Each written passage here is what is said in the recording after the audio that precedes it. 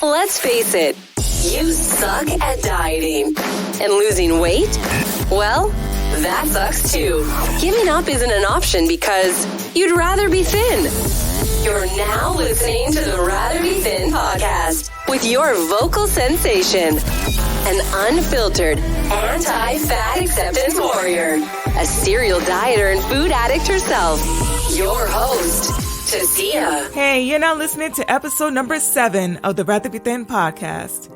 I'm Tasia, and it's nice to meet ya. Now, before we can even start this episode, I need to make sure you're in the right place.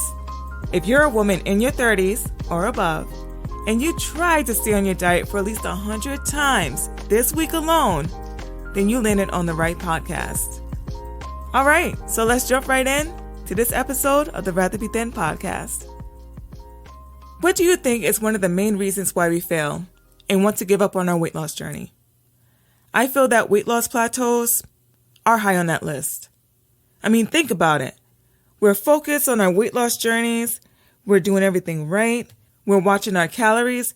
We're more active, or at least trying to be. And we haven't even cheated on our diets. Good for us, right? The scale is going down consistently because we're putting in the hard work. But then, after a while, we notice that the scale slowed down, that it's stopping, that it's showing a weight gain. I mean, what the heck is going on? Did we do something wrong? It's hard enough waking up every day and tell ourselves that we must stick to this weight loss plan in order to lose weight. When there's a pause in our weight loss journey like that, and it takes too long to see something go down on the scale, to see any type of progress, this is what's known as a weight loss plateau. Quick disclaimer. This podcast is purely based on opinions and experiences. Please consult your own physician, as none of the suggestions, information, and topics discussed are intended to replace actual medical advice. We encourage you to do your own research. The Rather Be Thin podcast is for entertainment purposes only. A weight loss plateau is so demotivating. It can really start messing with our mental, and not in a good way either. To ease the mental blow, let's talk about why this happens. Let's try to understand exactly what we need to do to get past this weight loss plateau. In doing so, we can continue to reach our weight loss goals. So what is a weight loss plateau anyway? We've been dieting long enough to know that the scale is not our friend. Add a weight loss plateau on top of that, and then we start questioning, why am I dieting in the first place? Ideally, we want to lose weight consistently, without any hiccups, and get to our goal weight without any resistance. But no, it has to be a roller coaster where we get stuck on the highest peak and stay there for a few months or so. Just like being stuck on a roller coaster, we get scared, then angry, because help is taking too long to show up. Around this time, we tend to give up on our weight loss journey and binge on our favorite go-tos. After doing some research, I found out that plateaus are an important part of our weight loss journeys. Why? Because it tells us that our bodies are adjusting. Think about it. We tend to lose the most weight around week 1, maybe week 2 if we're lucky. Then it starts to slow down a bit. A few weeks in, we may notice that we keep losing and gaining the same 5 to 10 pounds, give or take, over and over again. It sucks. We think that weight loss should be a downward trend, but that's not the case. There are peaks and valleys. And unfortunately, the peaks last way longer than the valleys. Just know that when you look at this weight loss journey in periods of months, not days, we will see that our weight loss is heading downwards. If you continue to stay on your plan, of course. Even if you don't see it immediately, just know that it is happening. Why does our weight plateau? Well, there's a theory called the set point theory. And to my understanding, the set point theory is like a forced weight maintenance phase. According to this theory, if you decide to eat less calories, your body decides how your new calorie intake is used. So your body's receiving less calories, which makes your metabolism slow down. Even if your activity level is the same, you burn fewer calories. Your body might change the way nutrients are absorbed, and your hormones could make you hungrier. And because your body is fighting to stay fat, it's actually working against you, not on purpose. It's just a thing that's biologically programmed. It's weird, I know. But because of this, it makes it too easy for us to gain back all the weight that we've lost so far. Can we change our set point weight? According to the set point theory, Yes, but remember, this is a theory, so take it as a grain of salt. But it's something to think about. Now let's talk about how to overcome a weight loss plateau. Here are some reasons why your weight loss could be stalling and how you can push through a weight loss plateau and achieve the weight loss goals that you are looking for. Let's identify the cause of the plateau. First off, are you sure you're in a plateau?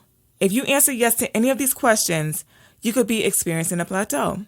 Have you already lost 5 to 10% of your body weight, give or take? Do you feel more hungry, even though you haven't changed the portion or the types of foods you're eating? Are you running out of energy and feel more tired as of late? Do you feel that a huge amount of your mental energy is focused on food, weight, or your weight loss journey as a whole? Why do we struggle to lose weight during a plateau? Hormones. Our hormones play a huge part in our weight, how hungry we are, and how much fat our body wants to conserve, wants to store. I don't want to get too deep into this topic because it's so much to talk about, and I don't want to bore you with all this, but we can go over a little snippet of what these hormones are. Insulin reduces our blood sugar levels, and it's the main fat storage hormone.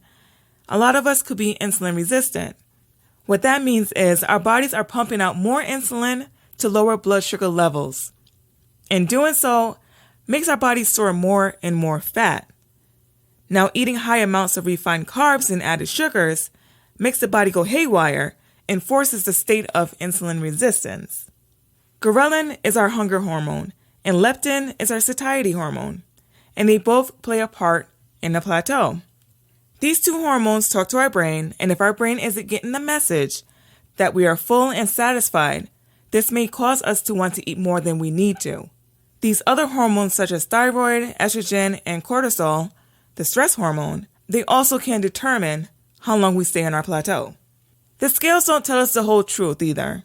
The scale measures total weight. Our weigh-in includes how much our tissues, bones, blood, muscles, organs, and fat weighs. It measures our bloat, and it measures our dehydration. It's a good tool, but not the only tool to determine our true weight loss. And in my opinion, I feel that the scale is one of the biggest reasons why people quit their diets. The scale has too much power, and it doesn't even know me, you know? You know what I'm saying? So don't just use the scale, take pictures, track your measurements, and get a bigger picture of your progress. Now here are 5 strategies to kickstart weight loss if you're struggling to get out of your plateau. Full warning, some of these strategies are going to make your eyes roll to the back of your head. Don't roll them back too far because you need them for number 4 on this list, okay? Now, number 1, stay hydrated. Your body could mistakenly think you're hungry, but it's really thirsty. For this reason, you should try to stay well hydrated. Drink some low-calorie or calorie-free liquids to help manage your hunger levels. If you like reminder apps, schedule times throughout the day to remind yourself to get your fluids in. If a cute water jug with the ounces marked on them tickle your fancy, use that. Number 2, manage your carb intake. Okay, you gotta cut your carbs. I know. We all love us some good tasty carbs. But there's a reason why celebrities turn to a low-carb diet when they're trying to lose weight. We need to lower our carb choices. You know, the cookies, cakes, Doritos, pizza, donuts, and the list goes on. Speaking of donuts, all right, I've been craving donuts for weeks now, all right? I've been thinking about some maple frosted, some vanilla cream. Oh, and don't get me started on the Krispy Kremes now. That texture is chef's kiss. I swear. Those were the good old days. But no, really. Reducing the carbs can kickstart the weight loss again. Number 3, manage your stress and sleep. You already know what happens when we don't get enough sleep and our stress levels are to the max. We eat. Weight loss plateaus aren't always about what we eat, though. It can be the amount of stress and lack of sleep we're experiencing day to day. Stress can be impacting our appetite, food choices, and it could mess with our sleep pattern. Sleep is needed for weight loss, as it influences our hunger levels, food choices, and it could affect our metabolism too. Who knew? It does work hand in hand. Now you may be saying, okay, that's great, Tasia, but how can I get less stress and sleep if my life is a train wreck? Well, listen, I empathize with you. I truly do. I feel your pain. But I suggest that you talk to your doctor and possibly a therapist to help you with all that. That's what I'm doing. No shame in that. Just reach out to someone that actually knows what they're talking about. All right? But just remember, one step at a time, you will get there. We will both get there. Number 4, check your portion sizes and calorie intake. There are sources out here that claim that only portion sizes should determine how much you eat. And I find that partially true. Counting calories, to me, is more accurate in losing and maintaining weight, especially for a food addict.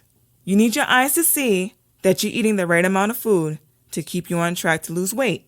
For example, a portion size of almonds can cost you 170 calories. Could you eyeball a portion size of almonds? I can't. I have to get my scale out and measure. Now, if I went by portions and decided to eat 3 portion sizes of almonds, I'm already at 510 calories. There's no way you can lose weight not knowing how many calories you're eating. Be aware of portion sizes, yes, but also be aware of how many calories are within each portion size, especially if you want to stay on track and not find yourself plateauing. Number 5, switch up your exercise routine. Exercise is said to be one of the most effective tools out here to help us push through a weight loss plateau. But is it true though? I don't know, but I hate exercising. But if it works, I should try it again sometime, you know? What do you think about exercise? Do you love it or are you indifferent like myself? Exercise does have its benefits, and I'm all for it. But dang, I wish I could hire someone to do it for me and I'd get the results. You get what I'm saying? The good news is you don't have to go hardcore to get that plateau moving again. Take your time and ease into the right intensity. If I had to choose between cardio and strength training, I'd choose strength training all day. It just seems so much easier to do. What do you think? Hey, I get it. Weight loss plateaus are frustrating, and they're never planned. Remember, just think of them as forced weight maintenance phases for your body. And realistically, it can take 8 to 12 weeks for your body to adjust before you can even start losing weight again without your body resisting. You got this far creating healthier habits and sticking to your plan. You're doing everything right. Stick with it. Don't give up now. Keep doing what you're doing. You got this. If you haven't already, check out last week's episodes.